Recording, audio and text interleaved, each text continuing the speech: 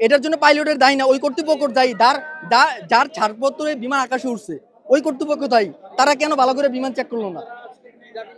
আমরা দাবি নিয়েছি যতজন মরছে অতজনের ক্ষতিপূরণ দিব, এবং বিমান যেই কর্তৃপক্ষ থাকে বিমান চেক করার, এটা আকাশে উঠতে পারবে কি পারবে না ছাড়পত্র দেয়, ওরাই দেয়। এটার জন্য ওদেরকেই দায়ী নিতে হবে, খালি বাংলাদেশি প্রথম না। দাবি নিয়ে এসেছি, যারা যারা মরছে সবারই ক্ষতিপূরণ দিতে হবে। নেক্সট টাইমে বাংলাদেশে যদি এরকম ঘটনা ঘটে, এটা তো ঘটবে, কারণ কয়েকদিন আগে রংপুরে করছে, চট্টগ্রামে করছে, ওই জায়গায় বিমান লয়ে ওঠে আকাশে আলু খেতে ল্যান্ড করে। এটা কোন দেশের বিমান ভাই? এই বিমান বাহিনীর তো আমাদের দরকার নাই। আমাদের নিরাপত্তা না দিয়ে যদি আমাদের সাধারণ মানুষ হত্যা করে, এই বিমান বাহিনীতে কি দরকার? হ্যাঁ, আচ্ছা, আপনাদের স্কুল কর্তৃপক্ষ বা আপনাদের এই মাইলস্টোন কর্তৃপক্ষ থেকে কোনো পেয়েছেন কিনা যে কতজনের মতো মারা না, গিয়েছে? এটার কোনো হিসাব এখনো পাওয়া হয় নাই। দুদিন পরে পাবেন। মাইলস্টোন এখন হাসপাতালে অনেকে মৃত্যুর সাথে পাঞ্জা লড়ছে, কখন মারা যায় এর কোনো হিসাব নেই, এটা আরো 1 সপ্তাহ পরে বের হবে। হ্যাঁ, এটা এত তাড়াতাড়ি না। এই দায় বিমান বাহিনীর কর্তৃপক্ষ নিতে হবে, যাদের ছাড়পত্র বিমান আকাশে উঠছে।